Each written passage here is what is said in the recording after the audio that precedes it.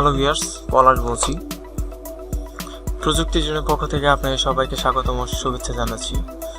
Viewers, আজকে আমরা জানবো কিভাবে উইন্ডোজ 10 এর ডেস্কটপ আইকনগুলো হিডেন হয়ে গেলে অথবা কোথাও চলে গেলে সেটা কিভাবে ফিরিয়ে আনতে হবে। তো চলুন প্রথমে আমরা দেখে নিই কিভাবে কাজটি করতে হবে।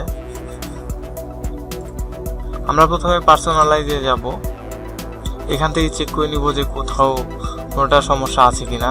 সো সেক্ষেত্রে আমরা থিমসে ক্লিক করব। থিমসে ক্লিক করার পর ডেস্কটপ আইকন সেটিংসে যাব। এখানে আমি দেখতে পাচ্ছি আমার এখানে মোটামুটি যেগুলা প্রয়োজনীয় অ্যাপস সফটওয়্যার সেগুলা আছেই, তার মানে এখান থেকে কোনো সমস্যা হয় নাই, হয়েছে অন্য কোথাও থেকে।